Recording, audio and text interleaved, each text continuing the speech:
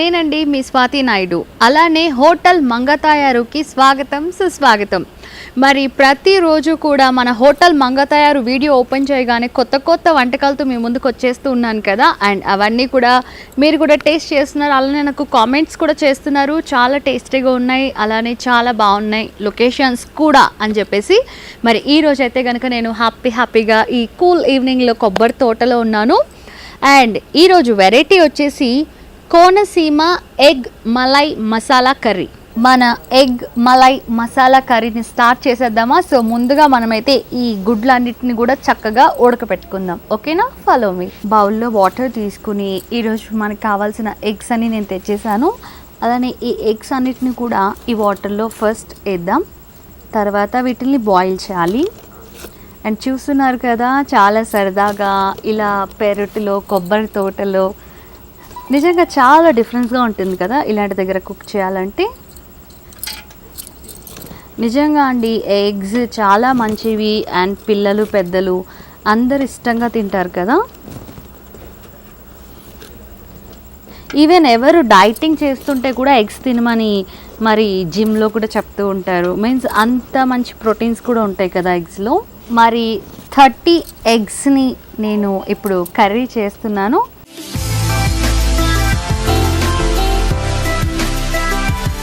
So ముందుగా కోడిగుడ్లని ఉడకపెడదాం. ఓకేనా?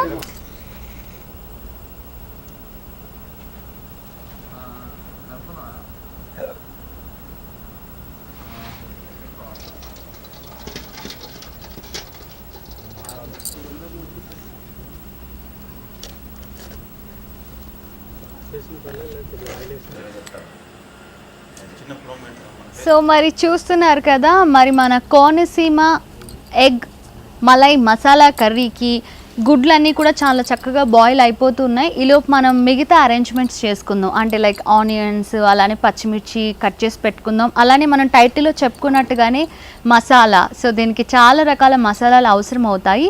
మరి అవన్నీ కూడా ఇప్పుడే నూరు పెట్టేసుకుందాం. ఓకేనా? మసాలా కోసం మరి నేను తీసుకుంటున్నాను చెక్క, లవంగాయలు, యాలుక్కాయలు, జీలకర్ర, ఇంకా వెల్లుల్లిపాయలు. సో ఇవన్నీ కూడా మరి ఒకదాని తర్వాత ఒకటి దంచేసుకుందాం.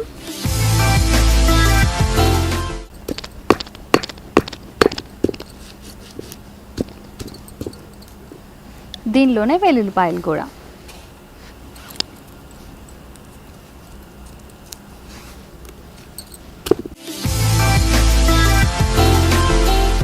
మరి ఈ మసాలా అంతా కూడా పూర్తిగా నలిగిపోయిందండి. మరి మన నెక్స్ట్ ఐటెం ఉల్లిపాయలు సన్నగా తరుగుదాం. మరి గుడ్లు బాగా ఉడికిపోయాయి కదండి. మరి ఆ వేడి నీళ్ళు మొత్తం కూడా పారిపోసేసి దానిలో చల్లని నీళ్లు పోసుకుని అలానే గుడ్లన్నీ కూడా వలుద్దాం. ఆ తర్వాత ఇమీడియట్గా కర్రీ ఎలా చేయాలో చూపించేస్తాను. ఓకేనా?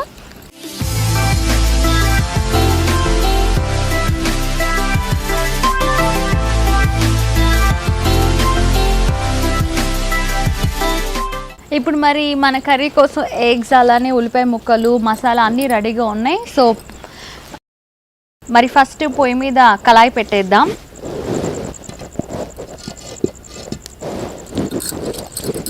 కొంచెం కళాయి వేడెక్కిన తర్వాత ఆయిల్ పోద్దాం. మరి బాండీ వేడైపోయిందండి. ఇప్పుడు మనం దీనికి సరిపడా ఆయిల్ పోద్దాం. ఈ నూనె వేడైపోయింది. ఇప్పుడు ఉల్లిపాయ ఇంకా పచ్చిమిర్చి ముక్కల్ని దీంట్లో వేద్దాం.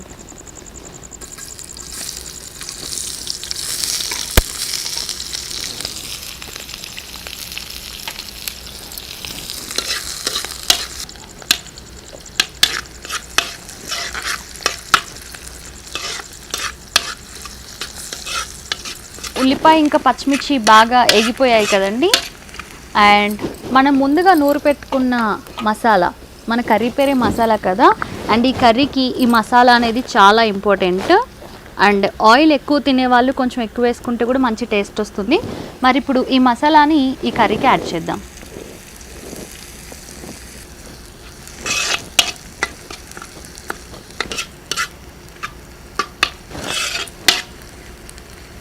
ఇంట్లో మనం ధనియాల పౌడర్ కూడా వేసుకోవాలి. ఎంత ఎక్కువ వేసుకుంటే కర్రీ అంత టేస్టీగా వస్తుంది.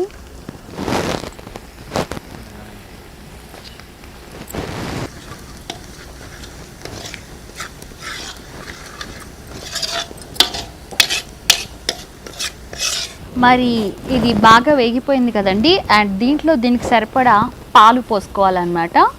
అలానే కలుపుకుంటూ ఉండాలి చిక్కపడేదాకా.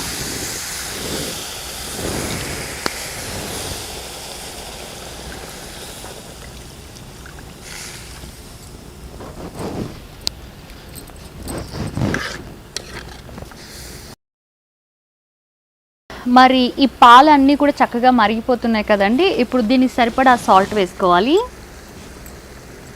నెక్స్ట్ కారం వచ్చేసి నేను మరి చాలా కొద్దిగా వేస్తున్నాను, ఎందుకంటే దీనిలో కారం కన్నా కూడా మిర్చిని ఎక్కువ వేసుకోవాలి. ఎంత కావాలంటే అంత, అవసరం లేదంటే కూడా పర్లేదు, జస్ట్ ఒక స్పూన్ వేసుకుంటే సరిపోతుంది.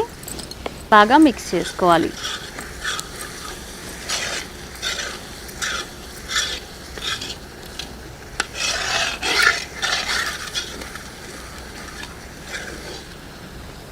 ఈ విధంగా పేస్ట్ లాగా అయిపోతుంది అన్నమాట. దీంట్లో ఇప్పుడు మనం కోడిగుడ్లు మిక్స్ చేసేయాలి.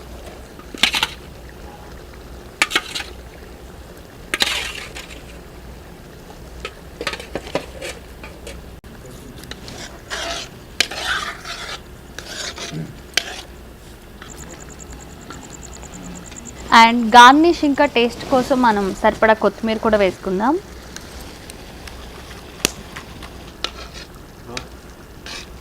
సో మరి చూస్తున్నారు కదండి, కర్రీ అయితే చాలా టేస్టీగా రెడీ అయిపోయింది.